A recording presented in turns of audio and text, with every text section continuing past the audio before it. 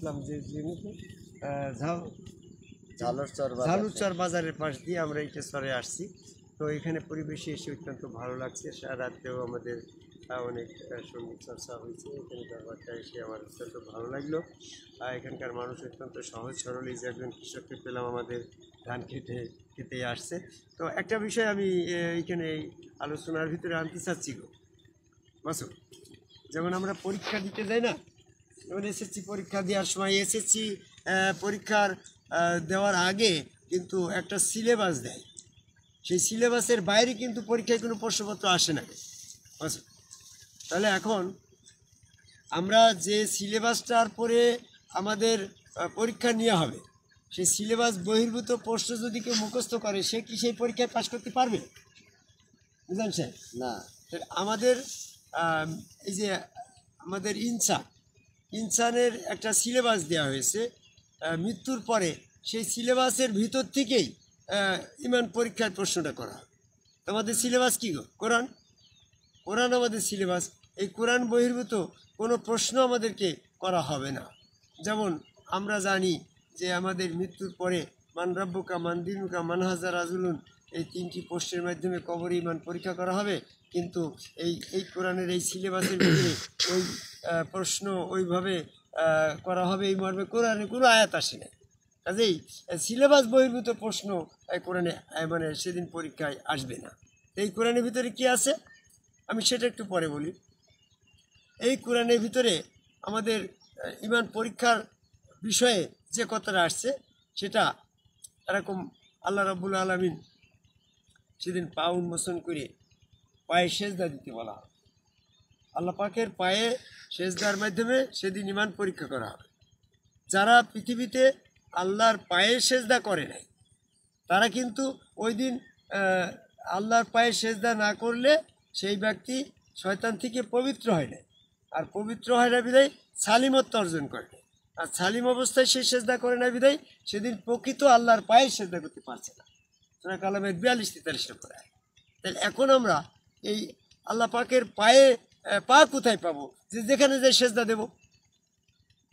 বুঝলেন স্যার? ভালো কি চিন্তা করে। আল্লাহ তো সমস্ত জায়গায় রয়েছে। যেমন আপনি আপনার গুরু যখন জীবিত ছিল, আপনার গুরুর হাত আল্লাহর হাত, এটা বিশ্বাস করছেন না? তখন নবী মোহাম্মদ সাল্লাল্লাহু আলাইহি সাল্লামের ওই সাহাবা নবীর হাতে যখন হাত দিল, ওই হাত আল্লাহর, ওই পা আল্লাহর, ওই চেহারা আল্লাহর, তো তখন সে যখন ওই আল্লাহর পায়ে সেজদা দিল, তখন তো তার আল্লাহর প্রকৃত আল্লাহর পায়ে সেজদা দেওয়া হইল। তো এইভাবে যারা পৃথিবীতে এই আদম কাবাই সেজদার মাধ্যমে সমগ্র রসুলের পায়ে সেজদা দিয়ে ওই সালিমত্ব অর্জন করলো, শয়তান থেকে পবিত্র হইল, মৃত্যুর পরে ওই আল্লাহর পা উন্মোচন করে সেখানে সেজদা দিয়ে ইমান পরীক্ষা করা হয়। অনেকেই বলে এই দুনিয়াতে এই আদম সেজদার ব্যাপারটা মানুষের জন্য না। এই মানুষের জন্য যদি না হয়, তাহলে আমাদের জন্য যদি ওই সেজদার হুকুম না হয়, তাহলে মৃত্যুর পরে আল্লাহ পাকের পায়ে সেজদার ওই প্রশ্নটা কেন আমাদেরকে আসবে? কি চিন্তা করছেন কথাটা? আমাদেরকে আদম কাবায় সেজদার ব্যাপারটা ফেরেশতাদের জন্য প্রযোজ্য ছিল, জিনদের জন্য ছিল, ইনসানের জন্য এই সেজদাটা এই বাস্তবে নাই। এরকমই তো আমাদের বলে নাকি?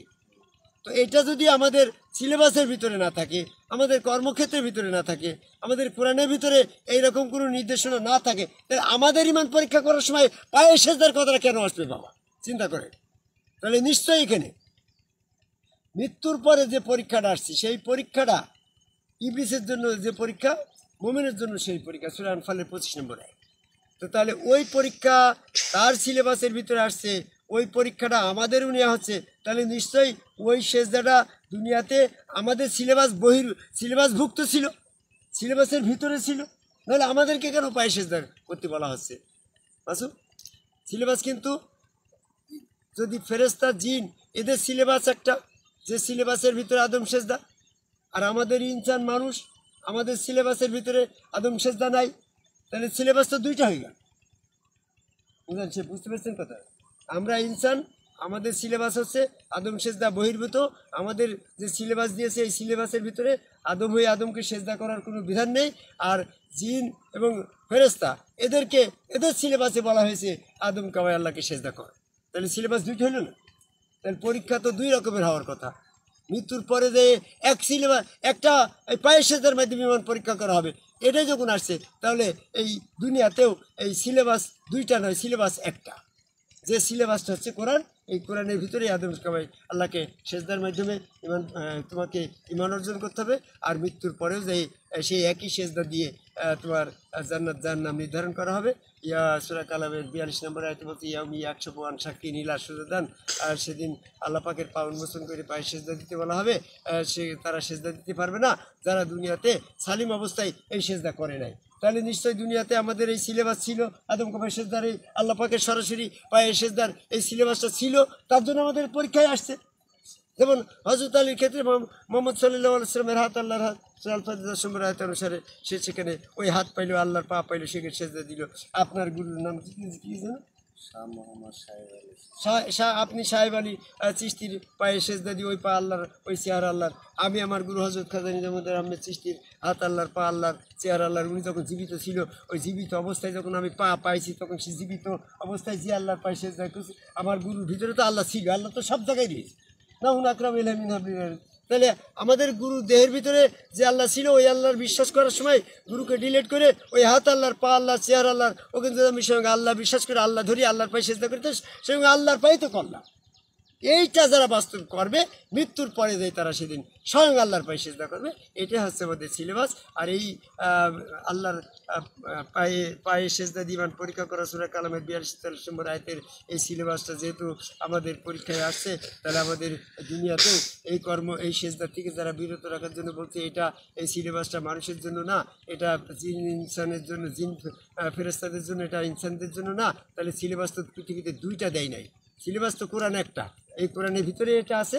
এই কোরআন মোতাবেক ইমান অর্জন করার জন্য এই গাইবান্ধা জেলার যমুনা নদীর চর পূর্ব পাড় হরিচণ্ডী গ্রামের এই পাশে মিজানুর রহমান চিশতির এই দরবারের পাশে এসে পৃথিবীর সকল মানুষকে আজকে আমরা আদম পায়ের সেজদার মাধ্যমে ইমান অর্জন করে, মৃত্যুর পরে আদম পায়ের আল্লাহর প্রকৃত পায়ের সেজদার মাধ্যমে জান্নাত জাহান্নাম ইমান পরীক্ষা নির্ধারণ করা হবে। সেই ইমান পরীক্ষায় পাশ করার জন্য আদম পায়ের সেজদাকারী একজন সম্মুখ রসুলের কাছে বায়াত গ্রহণ করে সেই পায় আল্লাহ বিশ্বাস করে সেখানে সেজদা দিয়ে শয়তান থেকে সালিম হয়ে সালিমত্ব অবস্থায় সেজদা করে মৃত্যুর পরে আল্লাহ পাকের কাছে যখন নিয়ে যাওয়া হবে, সূরা ইউনূসের 36 নম্বর আয়াতে বলছে মৃত্যুর পর তাৎক্ষণিকভাবে পুনর্জীবিত করে আল্লাহর কাছে নিয়ে যাওয়া হবে।